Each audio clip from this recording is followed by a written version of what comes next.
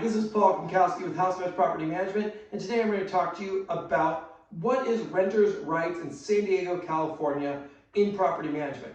So you have a property, a house or apartment, and you want to know what the renters' rights are. There's a ton of renters' rights, and I suggest that you study it. But I'm going to give you the top 5 things that people screw up with on renters' rights and that you need to know as a renter or as a landlord what their rights are. The first right of a renter is showing up at the property. As the owner of the property, when you rent the property, you are giving the renter the fact that that's their property. You can't just show up. You can't just walk into their property. Now, can you go to the front of the house and take pictures of the front of the house whenever you want? Sure, just like the mailman could or anybody else could. But can you go and climb into the backyard or walk into the backyard and see how the backyard, the fruit trees are growing without letting the tenant know? No, that is not legal. You are trespassing on their contract that they have. Yes, you own the property, but that doesn't give you a right to do what you want. Can you walk into the property as you see fit? Definitely not. That is just going to lead to you getting sued. So understand, if you want to go inside the property, if you want to go in the back, you need to have a reason. It can't just be because I just want to go look at it because it's my property. So, what are some reasons?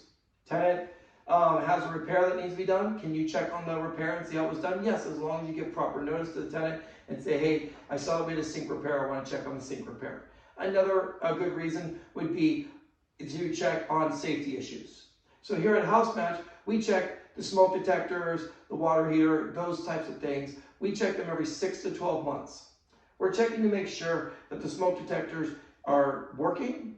And so, but we give ample notification to tenants. Hey, we're coming in. And are we filming the tenant's personal belongings? No. Our job is to look at the property, look at the things that we need to see and make sure that we account for that. Tip number 2 is notice. You just can't say, I want the tenant out. You have to give proper notice in California. So let's say you sell your house, the tenant has 6 months left in their lease. You can't just say, hey tenant, I want you to move. They get to stay till the end of their lease. When you can sell your house, but the new buyer needs to know that there's a tenant in place and they have to respect that lease that's there. That's the rule number 1 when with giving notice. Second one is, if a tenant's been there for less than a year, you need to give a 30-day notice. If the tenant's been there for more than a year, you need to give a 60-day notice. If you're watching this video and still during COVID time, right now, we are required to give 60-day notice to all tenants. Tip number 3, as the owner of a property, you can say no pets. That is completely legal. You can not allow pets into your property. But service animals and emotional support animals are not pets.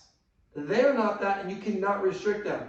So if you have a policy and someone has a comfort support animal, you can't say, I'm sorry, I don't take that pet. That is illegal. You can make them validate that it's a comfort support animal. Here at House Match, we have a third-party provider that we use to validate all pets and support animals. But you cannot restrict that. That is against the law, and you will get yourself sued. So understand, even though you might not want that lab that's a comfort support animal, that's not your choice. The fourth thing is, it is not required by California law to change locks between tenants. It is smart to do that. I would tell you right now, change the locks between tenants. If the key, for some reason, went off to somebody else between tenants and something bad happens, as a landlord, you're leaving yourself very liable. We at House Match require all locks be changed between tenants. If you are a tenant and you're moving into a property, make sure the locks are going to be changed.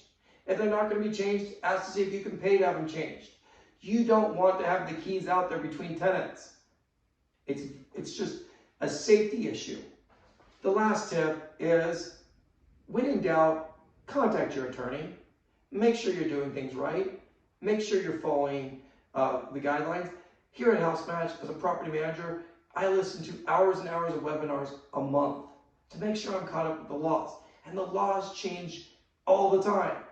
It is your job, it's your responsibility. If you are doing property management yourself, it's your responsibility to be up to date on the laws. You can't go to a judge and say, I'm sorry, I didn't realize the law changed.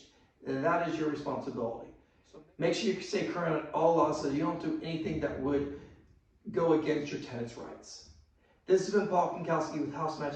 Have a wonderful day, and if you're looking for property management, we would love to help you out.